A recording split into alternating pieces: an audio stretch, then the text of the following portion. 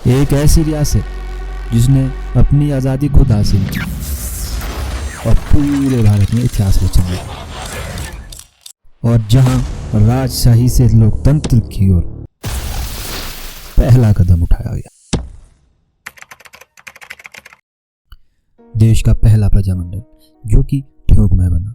ठियोग से पहले देश में कहीं भी प्रजामंडल और ना ही किसी मिनिस्ट्री का गठन हुआ था।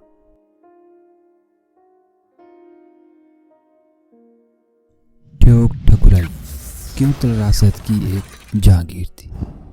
इसकी स्थापना 17वीं शताब्दी में जयचंद ने की थी। ठियोग, मधान और घूंट ये तीनों ठकुराइयाँ ऊपरी गिरी नदी घाटी में स्थित थी, और इन तीनों ठकुराइयों की नींव राजस्थान के चंदेल वंशी राजपूत ने डाली। हिमालयों में स्थित बद्रीनाथ की तीर्थ यात्रा के लिए गया। यात्रा पूरी होने के पश्चात उसका मन इन पहाड़ों में लग गया और वह गढ़वाल में एक रामसराय नामक स्थान में रहने लगा। परंतु कुछ समय के बाद वह रामसराय को छोड़कर कहलूर में आकर बस गया। उसमें भीमचंद लगभग 1667 ईस्वी में कहलूर का राजा था। इस चंदेल राजपूत के 3 पुत्र थे। कुछ समय पश्चात उसके तीनों पुत्र घर छोड़कर गिरी नदी की ऊपरी घाटी में आ गए और तीनों अलग अलग स्थानों में रहने लगे। बड़े भाई का नाम जयचंद था, उसने ठियोग ठकुराई की नींव डाली। दूसरे भाई ने मधान की और तीसरे भाई जनजान सिंह ने घूंट ठकुराई की स्थापना की।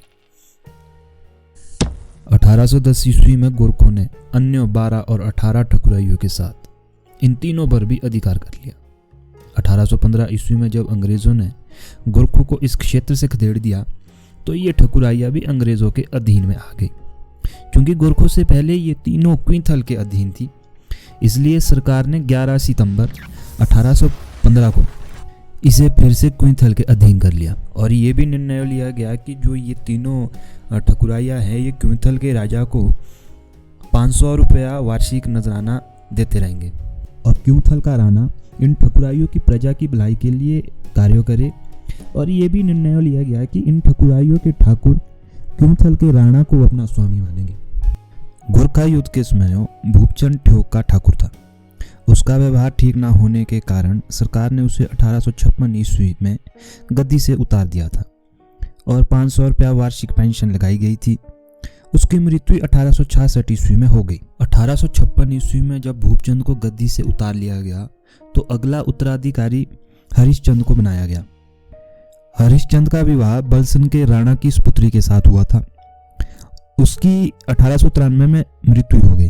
उसके उपरांत उसका सुपुत्र शमशेर सिंह गद्दी पर बैठा और शमशेर चंद ने 1893 से 1909 ईस्वी तक शासन किया। 1909 में ठियोग की राजगद्दी पर ठाकुर पदम चंद बैठे। ठाकुर पदम चंद का जन्म 1886 में हुआ था। ठाकुर पदम चंद के 2 विवाह हुए थे। एक कुंथल की राजकुमारी से हुआ था और दूसरा विवाह बलसन के राजा की सुपुत्री से हुआ था।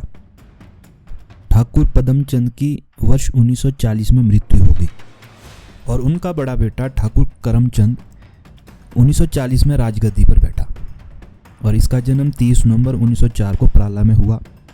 इन्होंने ही भारत के साथ ठकुराई के विलय पत्र पर सन 1948 में हस्ताक्षर किए थे और ठियोग रियासत ठियोग तहसील के रूप में तत्कालीन महासू जिले का हिस्सा बनी और वर्तमान में ये शिमला जिला की एक तहसील है। 1962 से लेकर 2015 तक ठाकुर करमचंद का बेटा ठाकुर कृष्णचंद ठियोग की राजगद्दी पर बैठा। ठाकुर कृष्णचंद की मृत्यु 2015 को हो गई और 2015 में अगला उत्तराधिकारी बनाया गया कीर्तिचंद को और मार्च 2020 में इनकी मृत्यु हो गई। ठाकुर कीर्तिचंद के उपरांत मार्च 2020 में शार्दुल चंद को परिवार का मुखिया घोषित किया गया।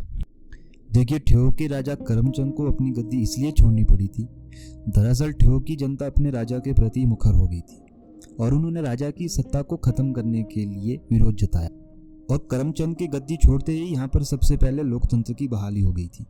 आज़ाद भारत में जनता की चुनी हुई पहली सरकार 16 अगस्त सन 1947 को ठियोग में बनी थी और जानकारी के मुताबिक देश में पहला प्रजामंडल ठियोग में बना। ठियोग से पहले देश में कहीं भी प्रजामंडल और ना ही किसी मिनिस्ट्री का गठन हुआ था। 16 अगस्त को ठियोग में अलग सरकार का गठन किया गया था जिसके प्रधानमंत्री सूरतराम प्रकाश को बनाया गया और उन्होंने अपने मंत्रिमंडल में 8 लोगों को भी शामिल किया। सुरतराम प्रकाश ने करीब 8 महीने तक अपनी सरकार चलाई और तत्कालीन गृह मंत्री सरदार वल्लभ भाई पटेल से मुलाकात के बाद ठियोग का भारत में विलय हुआ और ठियोग शहर 16 अगस्त को अपना स्वतंत्र दिवस मनाता है। वहाँ के स्थानीय लोग इसे रिहाली या जलसा के रूप में मनाते हैं।